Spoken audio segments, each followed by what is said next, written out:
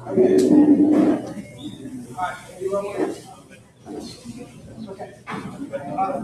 have a seat. I'm going to say a couple things. Hey guys, thank you all so much for coming tonight. I really appreciate it. We've been doing these around the state as part of this campaign that we launched back officially kind of end of November, but with a big kickoff in December, on December 12th, which was the anniversary of the election in 2017. So we were trying to capture a lot of that. But what we've been doing with this is truly, as April said, as much as anything, we want this to be a listening session. I know folks have a question, and I'm happy to answer questions, anything you got. But what I'm really doing is around the state is trying to figure out and listen to what people care about in their community. What is it that's going on up here? I have a pretty good idea, I guess, because I'm close to a lot of people up here. But I want to know what you and your friends and your neighbors are looking for their next government. What you're seeing in Montgomery, what you'd like to see in Montgomery, and what you're looking for. So as much as anything, when I say this is a listening tour, I really mean it. But I'll obviously answer the questions and we can have a dialogue. We'll get to a few of these. Those that we don't get to, then we won't folks to write them down, because I think I'll go live at some point in the next few days to try and answer other questions that we didn't get to. The one thing I do want to say before we really start, does anybody know what today is? It's appropriate that we're up in this area on what is known as Equal Pay Day. Equal pay. And Lord, I miss Lily Ledbetter. I miss Lily and all that she did for the working people, but particularly women in this country.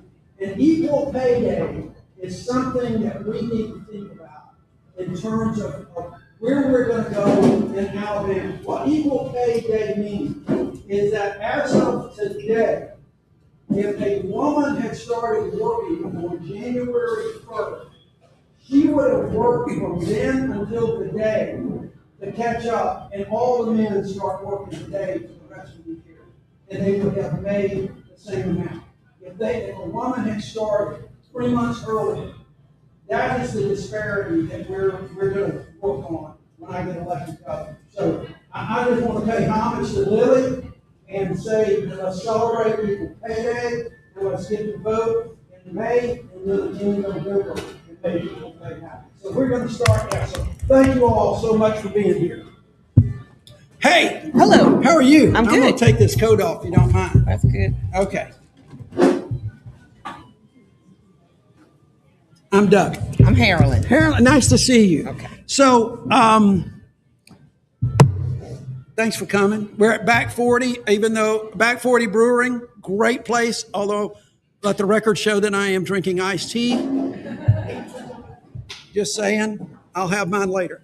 Okay. So how you doing? I'm good. Good. Tell me what's going on. All right. This question, I hope will help people see you in a different light, not just as a Democratic politician. Right. So my question is, what's one decision you've made or position that you've taken that cost you politically? Oh, you want the top 10? Obviously, the thing that I think hurt my reelection chances, and I knew it would, is that I voted to convict Donald Trump in the first impeachment trial. I felt like I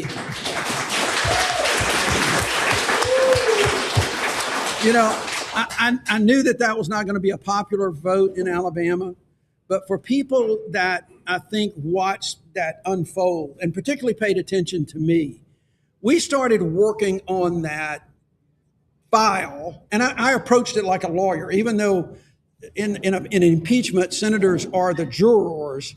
I approached it like a trial. So we started building a file literally the minute that whistleblower complaint. If you remember, there was a whistleblower complaint that made certain allegations about a phone call that the president had with then newly elected President Zelensky in Ukraine.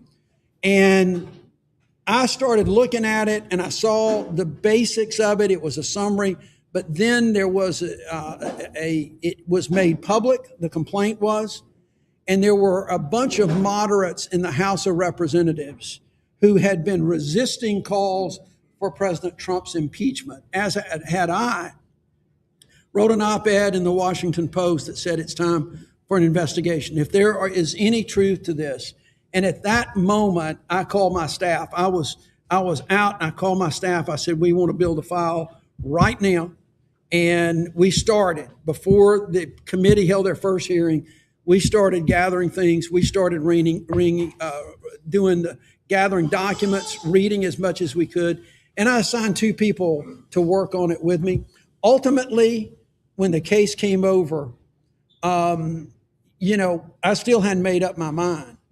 One of the interesting things I did was we took a break. It took a little bit to get those over. This is a little bit longer answer, but I think it's important for people to know what I did to come to the conclusion that I did, because it was not a political conclusion that I came to.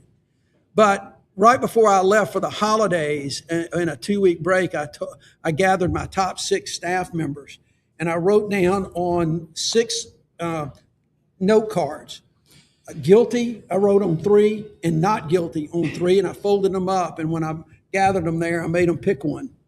I said, when I come back, those articles are going to be here, and I want you to give me the argument based on what we know today about why he should be convicted, if that's what you drew, why he should be not found not guilty, if that's what you drew. And it was a remarkable exercise with people that were arguing things that they didn't really go into it thinking. But then during the hearing, I really took it to heart. I literally took 400 pages of notes during the trial itself. And I've still got them. It's 6 full legal pads. But at the end of the day, I was convinced that he had committed an impeachable offense in both the abuse of power in trying to extort President Zelensky, and also in obstruction of Congress in trying to make sure that they didn't get the documents. So that was one. I probably got a few others under my belt that were not as popular, but that was probably the biggest. So what would you say to an independent voter so that they would have confidence in those kind of decisions that you would make as Alabama's governor? It's a great question. I would tell them to, one, look at my record as a whole. If you've got a concern about a particular vote, then look at what I said and did behind that vote. And if you may still not agree with it, but you at least know that I did not make that decision based on political terms. When I ran in 2017, Louise, my wife, is here with me, my running mate. She's been with me every step of the way in this. And we made a decision ourselves before we even talked to the consultants and anybody else, managers and people that were working in the campaign, that we're going to run the campaign based on who we are. And we're going to work hard. We're going to research. We're going to do the work necessary and make the best decisions that we can, that we believe are based on the right thing to do versus the wrong thing to do. And sometimes those are not going to be politically popular. But I told the staff in the campaign, I told my Senate staff, give me the pros and cons on any issue that you're working on. But the one thing I never want to hear you say is you need to take a certain position because politically it will help you. Or you should not take a position because politically it will hurt you. And they lived up to it. The staff did, the campaign staff did. And so I would tell them to look at the record. And if you look at the record that I have in the Senate as the United States Attorney, it's a record of trying to give public service to everybody. You're not going to agree with me on every issue. But if you look at my body of work, I think you can find that we did things that significantly benefited the people of Alabama. I was able to pass 26 bills as a freshman United States Senator. That is unheard of. When I say pass, I was the lead sponsor. I helped co-sponsor probably 200 bills, but there were 26 where I was the lead, along with a Republican, in which they were passed by both houses of Congress and signed into law by President Trump. That's a pretty good record. And I think if they look at my body of work And the final thing I would say is listen to what I'm talking about, because I'm not running against folks. That is part of any campaign. But we're running for the people of this state. We're running to make changes. I don't like the way it's being run in Montgomery. I don't like the things that I'm seeing coming out of the leadership in Montgomery. And we want to make some changes. We want to make sure Medicaid gets expanded. We want to make sure we get a lottery. We want to make sure we get a referendum where citizens can put things on the ballot. We want to make sure that people know that I am in favor of public education and getting teachers raises and getting funding, those kind of things. Look at all of that and look at the record and compare that. Okay? Thank you. All right. Thank you. I appreciate it very much. Okay. Whew, I made it through that one. All right. Great questions. So that's a kind of, look, those are not always the listening, but they're really good questions. So thank you very much. Hey there. Hey, how are you? Good. I know you're gonna ask questions not just for us, but you want to ask questions for other people that might be listening. I got you. I understand. Definitely. That's a private joke. Okay, I'm Dolores Abney, and what I'd like to ask is this. Someone did help me with this question, so I may have another one afterwards. What's one issue where you disagree with your own party, and how would you work with people who see things differently? Well, look, our party is a big tent, okay? And there's a lot of folks that I disagree with on certain issues. When I was in the Senate, I disagreed with Senator Sanders about Medicare for all. I think that between the unions and people that like their health care, I thought there was a public option that we could do, but I didn't favor Medicare for all. That's one, I think, that was a big one. I disagreed with President Biden about pulling out of Afghanistan. I went to Afghanistan and Iraq in 2019 and felt like we needed to keep a presence there. I felt like that when President Trump announced he was going to do it.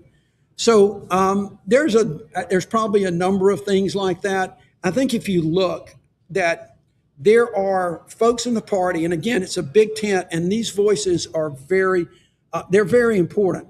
But folks that tend to be a little bit farther left and on the what I call, or what's been accused of being the socialist side, where everything is just putting government money, I tend to be a little bit more in the center and disagree with a lot of that. But even with that, those folks I found that you can work with, that you can actually work and find some common ground with, because they are not as dogmatic as you think. They're certainly not as dogmatic as what we're seeing on the other extreme right now, where it's just purely my way or the highway. Mm-hmm. So that's one. I've been wondering about this quite often.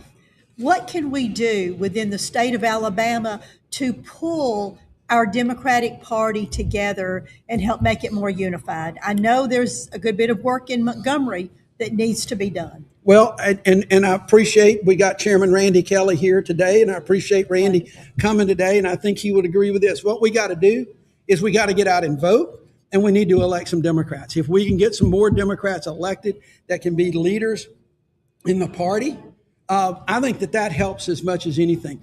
One of the things that I am proudest of right now, and this is, I am not taking for granted the fact that I'm in a primary and I've got several people running, and I'm not taking that for granted.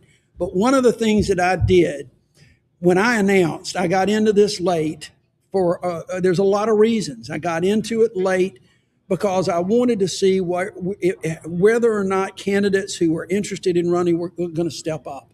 I didn't really think that I would be engaged in a campaign again. But I didn't see that. I didn't see it in the way that I thought was helping the party. I didn't see it in the way I thought was helping the state of Alabama. And so when I got in the race, first 2 months of the campaign was spent on the phone, recruiting candidates, okay? I mean, I didn't try to raise money. I didn't have any events except for the one kickoff. I literally sat in the back of my house on the phone every day of the week. I called Violet Edwards, who's now running for auditor. I called Violet on Christmas Eve, okay? And so right now, because of those phone calls, we now have, for the first time since 2006, Think about this, folks. 2006, for the very first time, Democrats now have a candidate in all 7 constitutional offices. Every one. We have got somebody filled, and it's not just a candidate that's holding a spot. We got some really good folks that are running. Most of them are unopposed. Phil Ensler, who's running for lieutenant governor, has got opposition. I do. But you got Jeff McLaughlin from Gunnersville. Many of you may know Jeff. He is running for attorney general. Wayne Rogers from Birmingham is running for Secretary of State.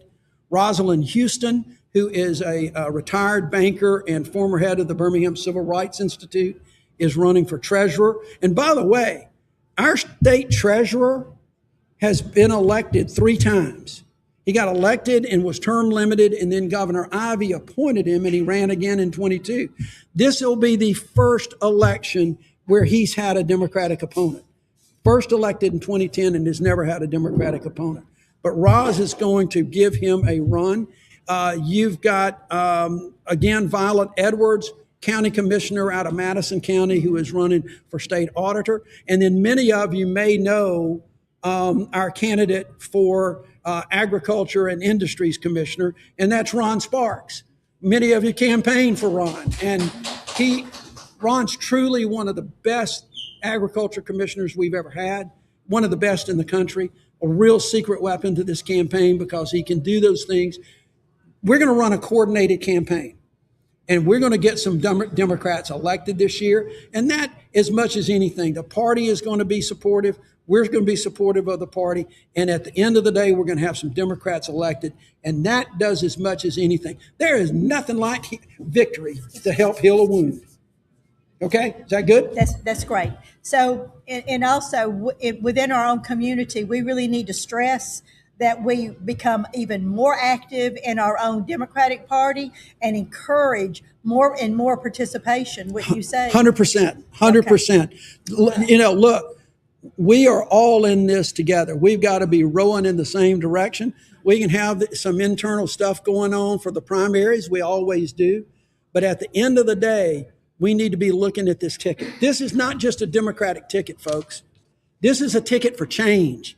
If you want to vote for change in Alabama, this is going to be the time to do it. For the first time in a long time, this is going to be the year to do it, and we can make such a difference with the change ticket that we've got up and down the ballot. So thank you. Thanks for those questions. Okay, thank you. Oh, these are great. Who's next? There we go.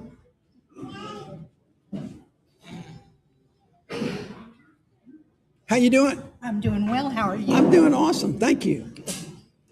I'll remind you, I'm the rude lady that interrupted your shopping at Costco. Okay, she's the rude lady that interrupted it at Costco. So I'm going to go get a drink while you. How you doing? I'm doing okay. For everybody out there, tell them your name. I'm Rebecca Gallagly, born and raised in Attala and been gone for 50 years. So we moved back here in 2022. So I'm learning the landscape. Good. One of the questions that I have is, we've noticed in meeting people and talking with people that say that they're Republicans, that they sound an awful lot more like independents or conservative Democrats. Right. How do we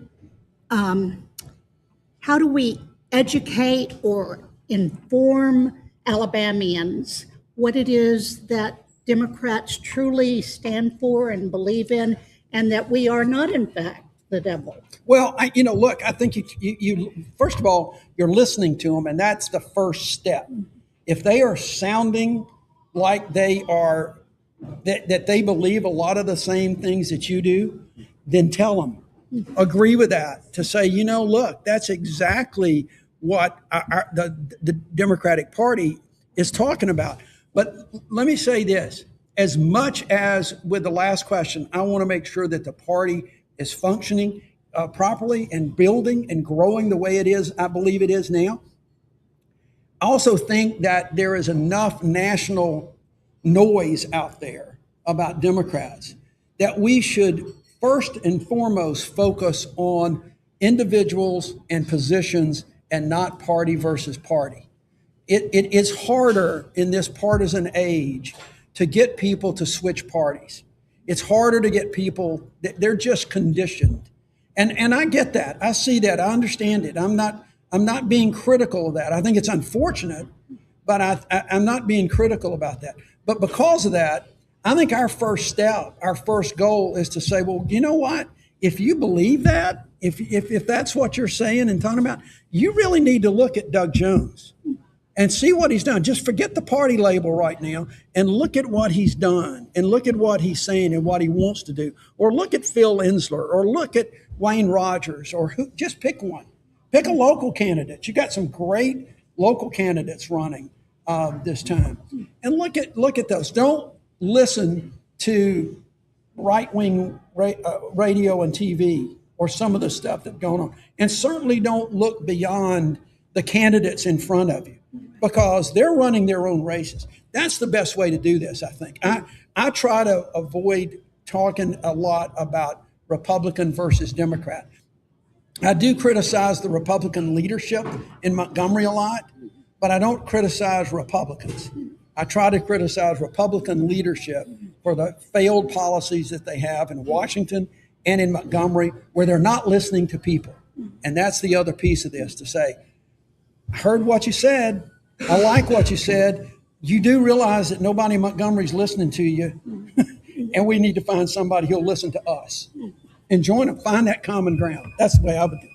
And then my next question is, in reviewing your card that you have on the table back here, one of your points is that you'd like to finally launch a state lottery. Yeah. Can you help me understand why that's important? Well, I think it's important because we got hundreds of millions of dollars leaving Alabama every year. We stick out like a sore thumb. I mean, Alabama is the one state in the entire South. You can go all the way around us, and go get lottery tickets, but you can't go anywhere in Alabama. And it's crazy. It's absurd. 70-80% of the people in Alabama want one. They've wanted it for a long time. We can figure out ways to get the money distributed, whether it's with education and teachers, healthcare, a combination of that. But what's happened is we've had no champion for lottery on a statewide basis.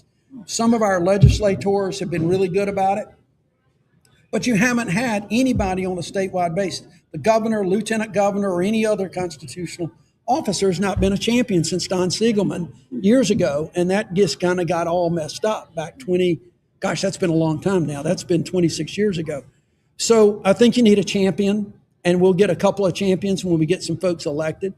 And I think it's important to at least start trying to talk about what I call a standalone lottery.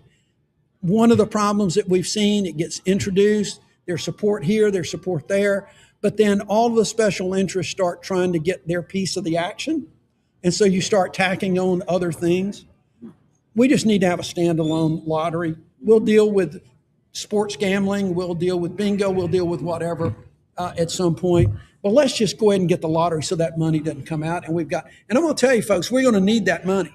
We're going to need that money because this, what I call the anything but beautiful bill that Tuberville and those guys passed, it's going to make a crimp in the Alabama budget.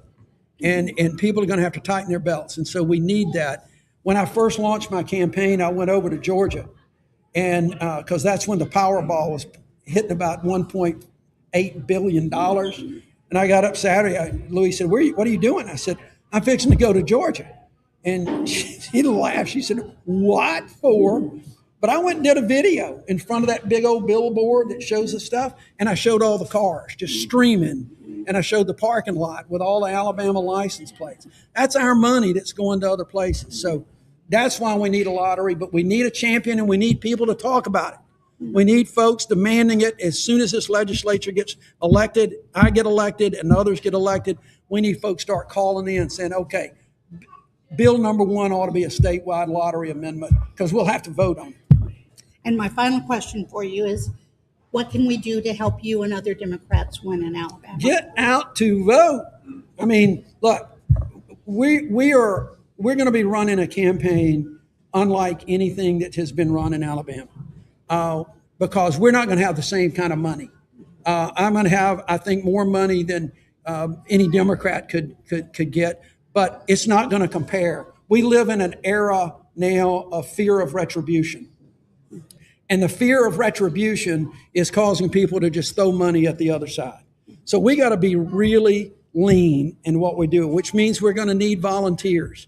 So we're going to have every precinct captain. The thing people forget when we're talking about, Alabama being such a red state, they forget about the number of people that have voted Democratic before. In 2020, when I lost this race, there were 920,000 people in this state that voted for Doug Jones.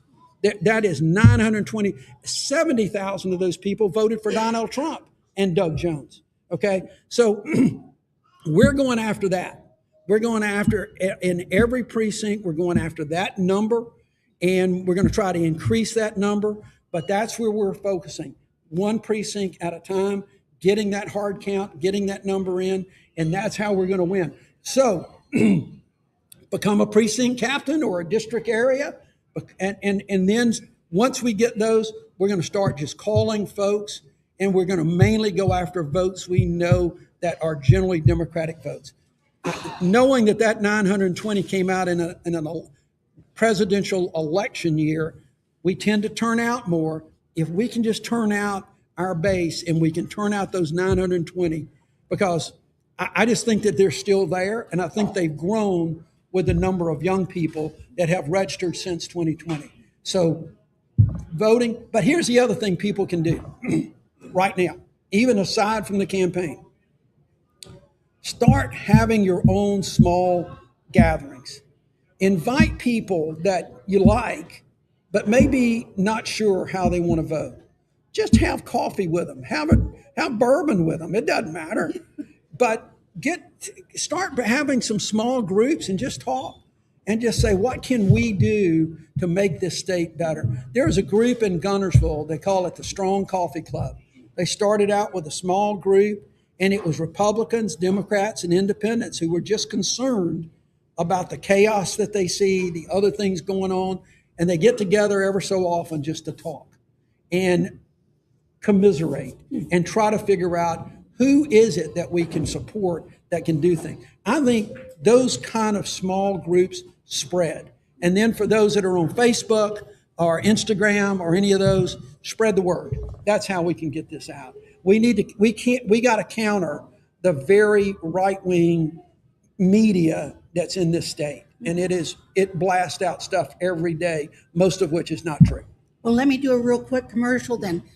Third Tuesdays of every month, right here, back 40, Liberal Libations. Come and join us. Okay, I love it. Third Tuesday of the month. Put that as a recurring event on my calendar, please. Thank you. Hi. Hi, Karen Owen. Karen, I'm nice to see you. retired from United Way Okay. 20 years ago, and not a lot has changed. So I want to talk a little bit about that. But before I do, Becky touched on something. The Etowah County Democratic Women are alive and well. We will be opening up headquarters this fall. We will be supporting Doug Jones. Please come by and see us. It's on Chestnut Street, and we will be doing signs and billboards and all sorts of things. Perfect. So Etowah County Democratic Women. All right. That's great. That's awesome. All right, so we heard you last time when you were here and you spoke to us at our picnic, and that's what you told us to do. So Yep. We've been about doing that. All right, I want to shift gears and talk a little bit about an ALICE report. I don't know if you've heard about this, but it's a survey of all of the data in every state in the union, including Alabama, and also Etowah County. And I'm going to leave you some Etowah County data so you Okay, can see where we perfect, are. perfect. Right now, 46% of the people in Alabama are at or below the poverty level. Mm-hmm. Now, we're not talking about just the po folk that people usually think about. We're talking about the working poor. Right. They're not financially able to make ends meet. They're coming to United Way. They're going to their churches. They can't pay their rent or they can't buy the medicine. So there's all of this flux. and we're trying to help them. Is there any break for housing? Is there any break for childcare? Is anything coming down the pike to help us out? We can't. Not until you elect Doug Jones governor. All right. It's going to come down the pike. You get folks on this ticket elected, you're going to see some changes. And you hit on exactly the kind of things that we've talked about from the very beginning about why I'm in this race.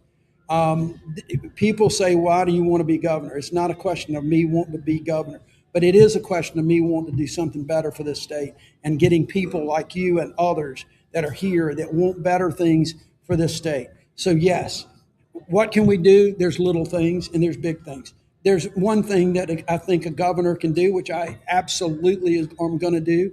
People don't realize that the governor can expand Medicaid, or at least expand the eligibility for Medicaid with a stroke of a pen. That's going to happen on day one. Okay, we're going to expand.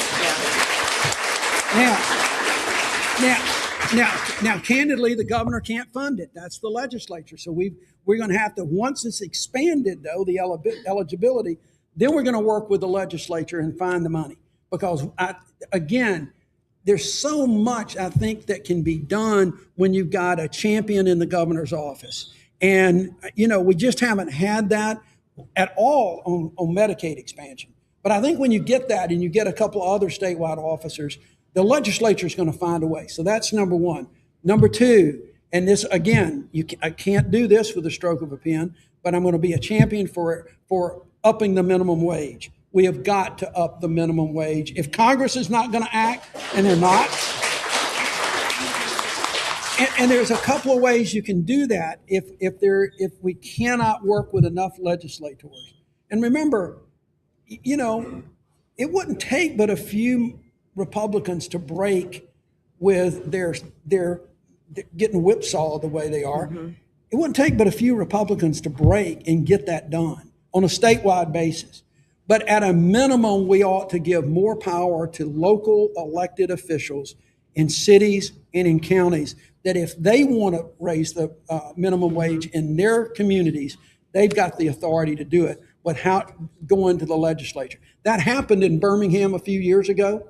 Birmingham passed an ordinance to raise the minimum wage gradually, not some big deal, but do it in increments.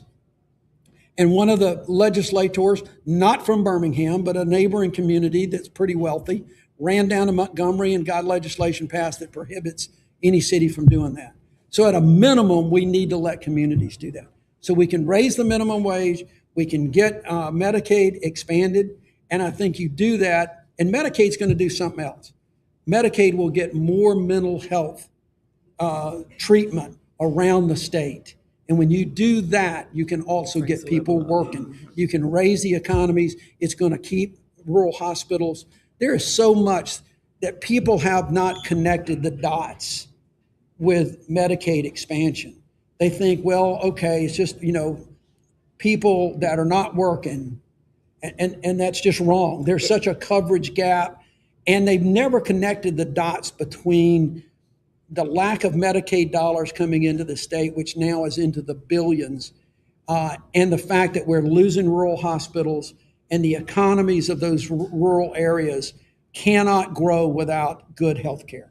And so you can put that health care in there, and that's going to do so much, I think. And we've got to work on workforce development. Alabama, it's crazy. It's absolutely crazy that Alabama continues to tout the fact that we have low unemployment, and we do, record low. It's great. I appreciate that. But we've also got one of the highest or the lowest workforce participation rates, people that can work, that want to work, that can't work, even because there's child care problems. Child care is a big elder care is a big one too these days. So you've got all kind of barriers for hardworking people to get into the workforce. Imagine if we could raise that just 5 or 6% to the national level. How much that would add to Alabama's economy, how many children that would bring out of poverty. Those are the kind of things that we've got to do. All right. You got it? I got it. All right. Got my Let's get to work. orders. Let's get to work. Thank you. All right. We got time for one more? Okay. One more, and then we'll cut this off and just talk for a minute. How are you, sir? Good. David Freeman. Nice to see you, David. Okay. I'm glad you had all the women coming up in front of you, so you got a pretty heavy burden with all the women. I know. Okay? My concern is education for our children. Yep. Now, I want to know what your thoughts are about how they're doing things now with private schools versus public schools, because my concern is education should be for all children. 100%, and it should be. Look, I'm a big public school advocate. Not that I'm against private schools, but I'm a big public school advocate because public schools take everybody, and that's where the majority of folks are. So, I think first of all, let's say there are some things that Alabama's doing right, and I want to give them credit. I mean, our fourth grade reading has gone up considerably. Our pre-K has done extraordinarily well in the last few years. That's all well and good, but we're still behind the curve in math and sciences and other things. And we've got more kids now leaving the public school system to go to private schools because of the CHOOSE Act. The CHOOSE Act gives public money the opportunity for folks to go to private schools. I didn't like it when it passed. I don't like it now. And it's going to get worse because right now there's an income cap that if you make above a certain amount, you're not eligible to get any of those credits. But that's about to go away. And when it does, people that are making $500,000 a year and have had their kids in private schools forever can now get the state to pay for it. And that's, if they want to send their kids, I think that's great, but I don't like tax dollars doing it. And here's the bigger problem to me is not just the tax dollars. The fact that those schools there's no accounting, there's no transparency, there's no standards. The money just goes, and we don't know how it's being spent. And here, the crazy thing: if you put standards on them, well, hell, they're public schools. Mm-hmm. Okay, so I think the whole CHOOSE Act is going to be a disaster. Whether or not you can get the legislature to do anything until it really starts causing a problem in the system, I don't know. But I do believe this. I think if we can get right folks elected on a state level, not just in our legislature, that can continually talk about it and remind people about public education. I'm a product of public education in Alabama. My kids are, and I think we can make some changes in it. The other thing is that we've just got the whole funding, the way we do funding is a little wacky to me. It's based too much on things that folks can't control, and so there are kids not getting enough money.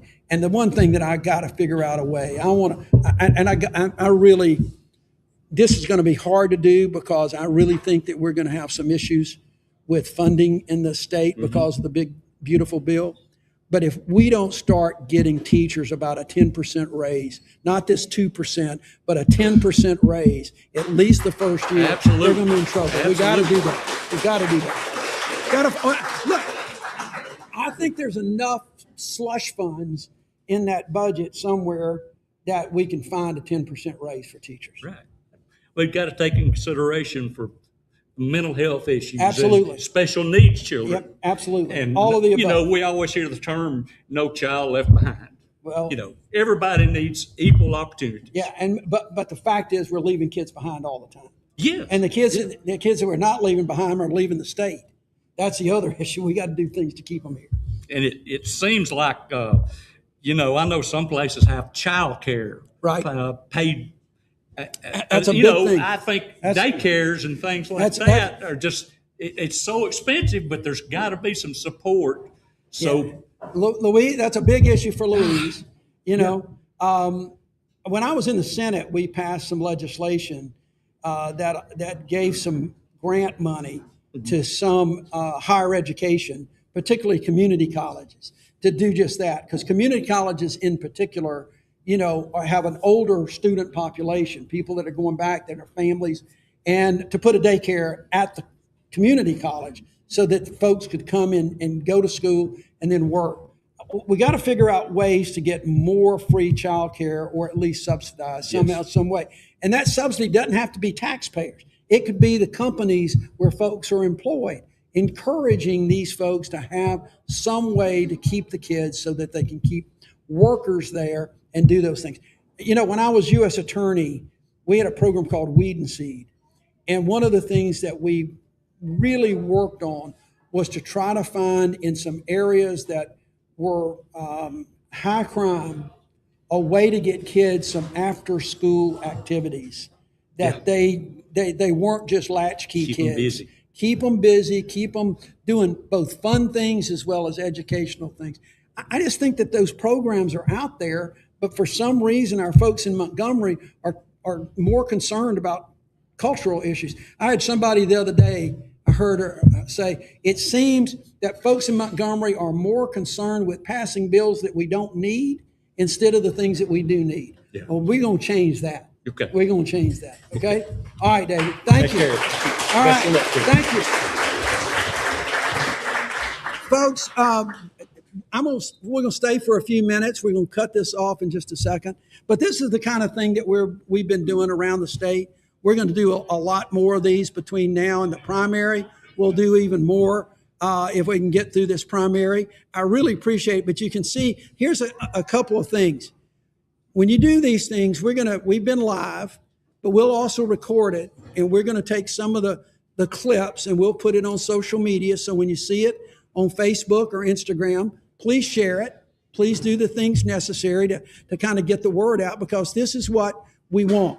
And we've already seen people in other places are calling us to say, when you come in here. And there are people that will be right here in Gadsden that will say, gosh, I wish I'd have known. Because we don't invite the entire world for these kind of things. And the third thing is that at the right time in the summer, somebody's going to say, well, where the hell is Tommy Tuberville? He's not doing any of these. And you know he's not. And that's what's going to win this election, folks. Thanks to all of y'all. Thank you. Okay. We done?